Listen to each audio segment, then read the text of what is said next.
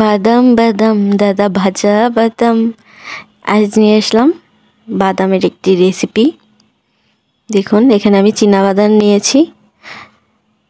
বাদামগুলো আমি ভালো মতো ছাড়িয়ে নেব, এভাবে খোসা ছাড়িয়ে নেব। আপনারা চাইলে কাঁচা বাদামও নিতে পারেন। আমি এভাবে ভাজা বাদাম নিয়ে নিলাম। দেখুন আমার সবই বাছা হয়ে গিয়েছে।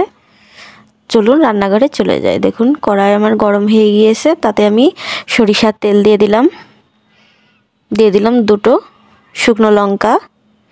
একটু ভালো মতো ভেজে নেব, লাল লাল হওয়া পর্যন্ত অপেক্ষা করব। ভালো মতো নাড়িয়ে যখন একটি রং চলে আসবে তখন উঠিয়ে নেব।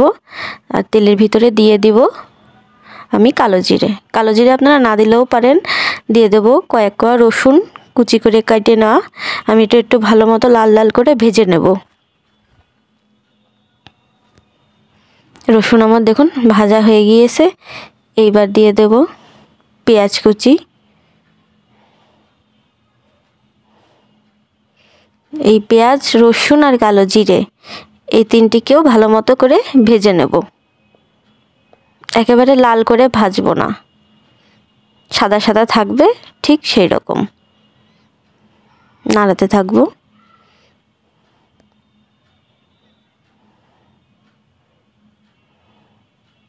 দেখুন আমার ভাজা ভাজা হয়ে গিয়েছে। এবার আমি তুলে নেব। সেই একই তেলে এইবার বাদামগুলো দিয়ে দেব। বাদামও আমি লাল লাল করে ভেজে নেব। কাঁচা বাদাম হলে কি হবে, আপনার এই ভাজার পরে যে ভালো মতো আপনারা বেছে নিতে পারবেন।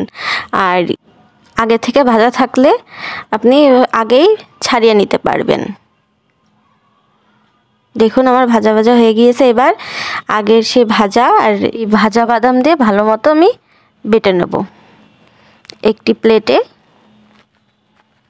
আমি দিয়ে দেব শুকনো লঙ্কা। এই শুকনো লঙ্কা আমি দুটোই দিয়ে দেব।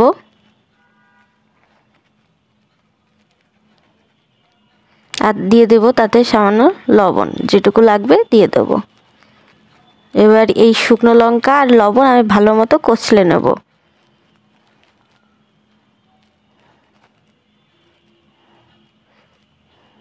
লবণে ডললে কি হয়, শুকনো লঙ্কাটা ভালো মতো গুঁড়ো করা যায়। দেখুন আমার হয়ে গিয়েছে। এবার আমি দিয়ে দেবো খুবই সামান্য পেঁয়াজ। এবার পেঁয়াজ, লঙ্কা, লবণ ভালো মতো কষলে নেব। দেখুন আমার কষলে নেওয়া হয়ে গিয়েছে। এবার সে বেটে রাখা বাদাম, পেঁয়াজ ভালো মতো আমি এর ভিতরে দেব, দিয়ে ভালো মতো চটকে নেব।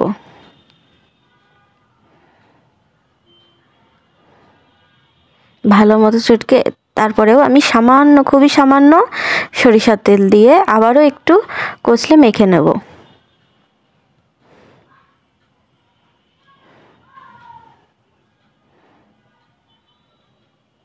দেখতে যতটা সুন্দর, আর আমি মিহি করে বাটিনি, একটু দানা দানা আছে, খেতেও অনেক সুন্দর লাগবে। এইভাবে আমি ঠিক দোকানের মতো গোল গোল পাকিয়ে নেব। এখন নিয়ে চলে আসলাম গরম ভাত আর বাদাম ভর্তা। খেতে যা সুন্দর, আর ঘরে এর সেন্ট একেবারে ম করছিল। আমার খেতে তো খুবই ভালো লেগেছে। আপনারাও বাড়িতে অবশ্যই ট্রাই করবেন, আর ট্রাই করে জানাতে ভুলবেন না। আমার তো খুবই পছন্দ হয়েছে। খুবই সুন্দর একটা সেন্ট বেরিয়েছে। ধন্যবাদ।